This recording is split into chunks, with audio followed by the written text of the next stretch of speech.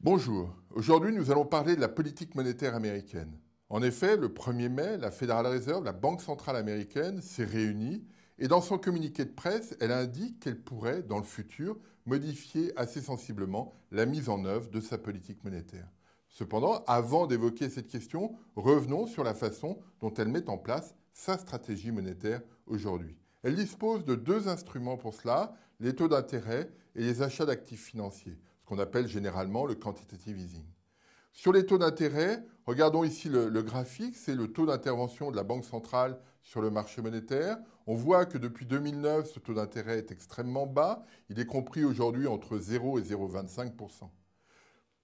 En complément de cette situation, la Banque centrale américaine achète aussi des actifs financiers pour des montants conséquents. Elle achète tous les mois 85 milliards de dollars d'actifs financiers, 45 milliards d'obligations du Trésor américain, 40 milliards d'actifs liés au financement de l'immobilier. L'objectif qu'elle déclare très clairement, c'est qu'elle souhaite tirer vers le bas l'ensemble de la structure des taux d'intérêt américains, que ce soit des taux très courts ou des taux très longs. L'objectif est que tous les agents économiques, les entreprises, les ménages, les investisseurs, dépensent aujourd'hui plutôt que de reporter leurs dépenses dans le futur. Et c'est pour cela qu'elle souhaite maintenir les taux d'intérêt à des niveaux très bas. Néanmoins, cette stratégie a été discutée au cours des réunions précédentes. Un certain nombre de membres du comité de politique monétaire s'interrogeaient sur ces achats d'actifs financiers en se disant si l'économie va un peu mieux, est-ce qu'il est nécessaire de continuer ces achats parce que cela pourrait créer des déséquilibres dans le futur qui ne sont pas souhaitables parce que c'est toujours très compliqué à résorber quand des déséquilibres se mettent en place. Et donc l'objectif, ce serait de réduire puis d'arrêter ces achats d'actifs. Ben Bernanke, le président de la Federal Reserve, ne veut pas rentrer dans cette logique et il l'a clairement fait savoir par le biais du communiqué de presse du 1er mai en disant la Federal Reserve pourrait réduire effectivement ses achats d'actifs, mais elle pourrait aussi les augmenter en fonction de la situation économique. En d'autres termes, la Federal Reserve aujourd'hui ne souhaite pas se lier les mains par des engagements trop forts qu'elle prendrait aujourd'hui et qu'elle pourrait regretter dans le futur.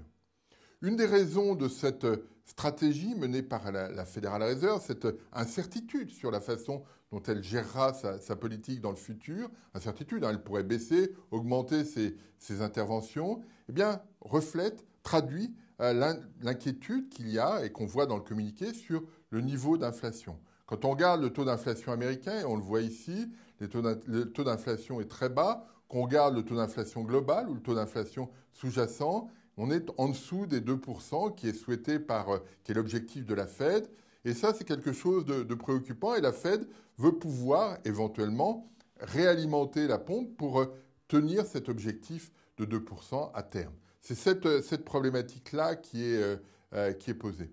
L'autre problématique qui est associée, c'est que quand on regarde les taux d'intérêt réels ex-ante, c'est-à-dire les taux d'intérêt réels anticipés, hors inflation donc, on s'aperçoit que depuis plusieurs semaines, ces taux d'intérêt ne baissent plus. On le voit ici sur le graphique, vous avez les taux d'intérêt anticipés, les taux réels anticipés, c'est-à-dire les taux d'intérêt américains à 10 ans, hors inflation, et on voit qu'effectivement ils sont négatifs, mais depuis plusieurs semaines, ils sont stabilisés. Et l'objectif de la Federal Reserve est probablement de tirer ces taux d'intérêt davantage vers le bas pour inciter, pour modifier les arbitrages des investisseurs, des entreprises.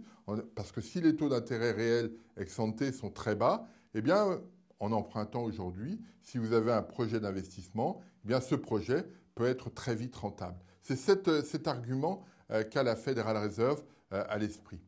L'autre point dans lequel Ben Bernanke veut s'inscrire, c'est de ne pas modifier trop rapidement la stratégie monétaire. En effet, il se souvient, et on se souvient tous, qu'en 1937-1938, alors que l'économie américaine progressait très, très rapidement, le Trésor américain et la Federal Reserve, fort de cette amélioration de la conjoncture, avaient durci le ton, avaient modifié, avaient changé la façon, la forme de la politique économique, monétaire et budgétaire fort de cette croissance significative.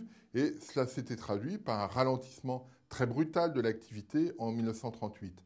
Et donc, aujourd'hui, Ben Bernanke ne veut pas donner de signaux sur une éventuelle remontée des taux d'intérêt et la vitesse à laquelle la Federal Reserve pourrait le faire. Parce que si elle indique clairement que les taux d'intérêt que le quantitative easing, va s'arrêter, eh bien, immédiatement, il y aura une prime sur les taux d'intérêt long terme, ce qui pourrait fragiliser l'économie américaine. Et donc, la Federal Reserve ne veut pas prendre ce risque.